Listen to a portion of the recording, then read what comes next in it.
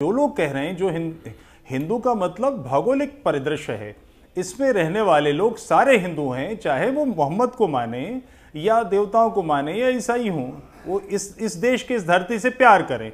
हम सब ये चाहते हैं और इस्लाम का भारतीय शैली, इस्लाम की भारतीय सोच होनी ही चाहिए, हम तो इसके पक्ष में हैं। मगर ये जिस देवबंद से ये मौलाना नाराज हो रहे हैं, बल्कि खासे बिदक रहे हैं, वो लोग ये सारे करते हैं। नहीं तो कहाँ है वो दिखाइए ना आप। काम मैं तो खुद देवबंद जाता हूँ पढ़ाने के लिए हफ्ते में, कहाँ देवबंद वालों ने ये आप साहब, आप किसी सड़क के किनारे तबलीगी जमातों को देखिए, ये क्या कर रही हैं? जमात वालों को तो देश के मुद्दे से और हमारे मुद्दे से कोई लेना है देना नहीं है। वो कर क्या रही हैं? वो तो जमीन के नीचे की बात करते हैं या आसमान के ऊपर की बात करते हैं? नहीं साहब, हैं उनकी जो है वो जिक्र है, इल्म है, नमाज है, जो है ये सब है उनके यहाँ, मेहमान नवाजी है। वो तो देश के बारे में बात ही नहीं कर रहे हैं। ऐसा नहीं है साहब, ये चीजें अंतपंत राष्ट्रवाद से टकराती हैं।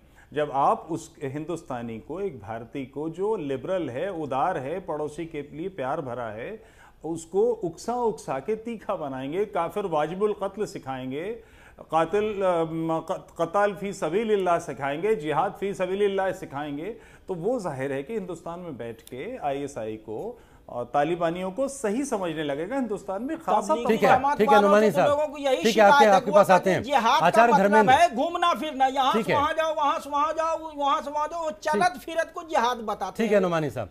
आचार्य धर्मेंद्र, क्या आपको नहीं लगता कि जिस तरह की सामाजिक परिस्थितियां यहाँ पर बनी हुई है और धर्म को लेकर लोग जितने संवेदनशील हैं, उसमें अगर किसी दबाव के साथ अपनी बात कहने की कोशिश की जाए कि ये हिंदू राष्ट्र बनेगा, तो जो मुसलमानों का एक बहुत बड़ा तबका है, उसको उकसाने वाले जो तत्व हैं उनको ताकत मिल जाती है और उसके बाद इसकी बदौलत एक बहुत बड़ा वर्ग इस तरीके से वो चार्जअप हो जाता है। ये चूंकि धर्म बहुत ही भावनात्मक मुद्दा है और बात बिगड़ने लगती है। कहीं दूर दूर तक उकसाने वाली जो प्रक्रिया है वो हिंदुओं के खून में नहीं है।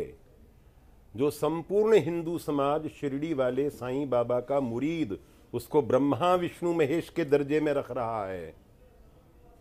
आप कल्पना कीजिए, हिंदू जाति में कहां, हिंदू समाज में ये तत्व ही नहीं है कि वो किसी को उकसाए। नहीं, मैं दूसरी बात कह रहा था। सबसे पहली बात मेरा सवाल नहीं, मेरा कहना यह है कि ऐसा कौन सा पद है भारतवर्ष में, ऐसा कौन सा ऊंचा पद है जिस पर अब तक मुसलमानों को हिंदुओं ने न बैठाया हो।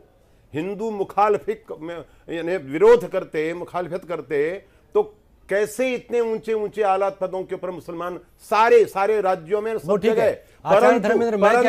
परंतु मुझे पूरी बात कहने दीजिए हुजूर आला, परंतु पाकिस्तान की अलग पाकिस्तान की जरूरत क्यों पड़ी? और पाकिस्तान में अपना ओरिजिनल क्या है?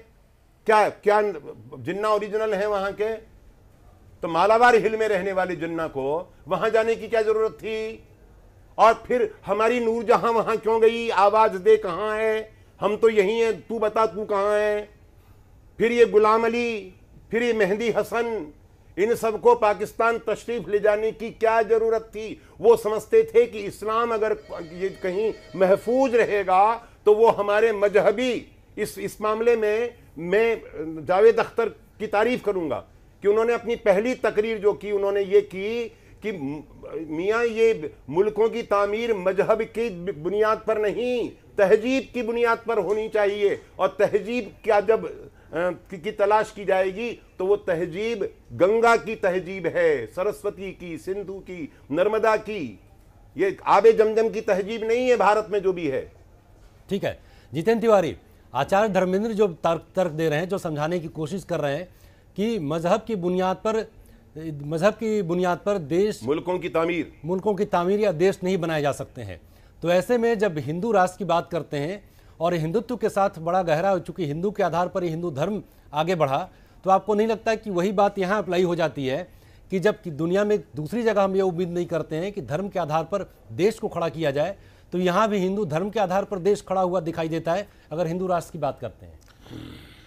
देखिए, हिंदू राष्ट्र की जब भी आप बात करते हैं तो मुझे नहीं लगता कि कभी भी सिख कम्युनिटी में से कोई खड़ा हुआ हो, कोई जैन में से किसी को कोई परेशानी हुई हो, तो फिर इस्लाम वालों को परेशानी क्यों होती है? अगर वो भी इस तरह से मानते हैं कि हम भी एक मजहब है यहाँ पर, उनको भी नहीं होनी चाहिए।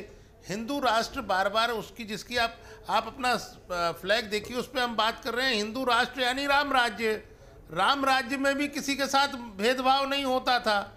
मैं बार बार वही कह रहा हूं आपको कि जिस राम राज्य की परिकल्पना पर हम हिंदू राष्ट्र की बात करते हैं, तो उसमें किसी को भय होने की आवश्यक न भय मानत आप ना भय दे काहू को। सीधी सीधी बात है कि हम किसी को भय नहीं देते, किसी को भय होना भी नहीं चाहिए। सबके साथ समानता की बात अगर हिंदू राष्ट्र करता है, तो आप मुस्लिम राष्ट्र का उदाहरण पड़ोस में आचार्य धर्मेंद्र जी दे रहे थे कि इस्लाम का नाम लेके जिन्होंने राष्ट्र खड़ा किया, वहाँ ईसाइयों के साथ क्या किया और हिंदुओं के साथ क्या किया। और इस देश में आचार्य धर्मेंद्र ने भी कहा, मैं भी कहता हूँ कि मुख्य न्यायाधीश से लेकर राष्ट्रपति तक सब रहे हैं। तो अगर ये इस देश की पहचान है, हिंदू ने ये दिया है, पूरे वर्ल्ड को दिया है, यही हिंदू की पहचान। वे अपने साथ रहने वाले समाज को न केवल स्वागत करता है, बल्कि उसके अंदर भी परिवर्तन होता है। जितेंद्र तिवारी, मौलाना नुमानी, जब राम राज्य की बात की जाती है तो विरोध के स्वर क्यों उठते हैं? क्यों? जबकि आप भी ये मानते हैं कि भारत में रहने वाले जितने मुसलमान हैं वो तकरीबन सभी के सभी मुट्ठी भर लोगों को छोड़ दें तो वही है जिनके पूर्वज एक थे और हिंदू थे। तो उनके वक्त में जो आदर्श राज्य की परिकल्पना थी, अगर उस आदर्श राज्य की परिकल्पना को अभी अगर हम ज़मीन पर लाना चाहते हैं, या कुछ लोग कहते हैं कि इसको राम राज्य में तब्दील किया जाए, हिंदू राष्ट्र होने पर यह राम राज्य हो जाएगा, तो फिर विरोध क्यों होता है? देखिए, राम राज्य जो है वो यही है, लोकतांत्रिक और जमहूरी निज़ाम जो यही है। देखिए, ये गांधी जी ने यही जो उसकी परिभाषा की है कि राम राज्य का मतलब है लोकतांत्रिक व्यवस्था जिसमें सबके साथ जो है वो न्याय हो, बराबरी हो। तो सब ये है। तो ये जो है इनकार कौन कर रहा है? आज की तारीख में जो संवैधानिक रूप से सारे नागरिक जो है बराबर है, उसमें हिंदू, मुसलमान, सिख, ईसाई जो है वो कुछ भी नहीं देखा जा रहा है। तो कौन यार, मैंने तो इस्लाम इसीलिए कबूल किया है कि मैं जो है आबे जमजम और जो है पवित्र गंगा जल जो है दोनों को मिला लूं। मेरे पास गंगा आबे वो जो है गंगा पवित्र जल भी है और आबे जमजम भी है, दोनों है। तो हम पूर्ण जो है वो ज्यादा है। तो फिर बात यह है कि जब जिस राम राज्य का व्यवहारिक स्वरूप आज जिसकी आप बड़ी तारीफ कर रहे हैं देखने को मिलता है, तो सिद्धांत रूप में भी क्यों नहीं स्वीकार कर लिया जाता कि यह हिंदू राष्ट्र होगा? हम इस चर्चा में बने हुए वक्त एक छोटे से ब्रेक का है। ठीक है नुमानी साहब, आते हैं इस मुद्दे को एक बार फिर से उठाएंगे। वक्त एक छोटे से ब्रेक का है, हम तुरंत हाजिर होते हैं। हिंदुस्तानी क्यों नहीं होगा?